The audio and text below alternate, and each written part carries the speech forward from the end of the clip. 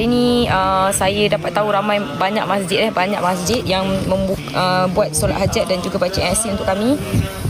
Sebab kita dah masuk titik selepas ni ada titik zon kuning dan seterusnya terus ke zon merah.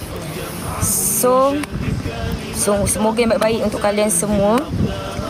Saya hari ni masih lagi cuba untuk dapat buat live. InsyaAllah selepas zon kuning saya tak janjikan untuk kita dapat update punctual tentang keadaan.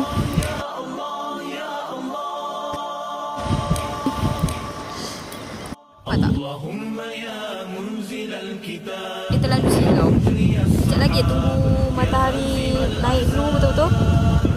Saya tunjuk. Tu dah ada nampak tu kapal. Tu Gaza with Love. Salah satulah.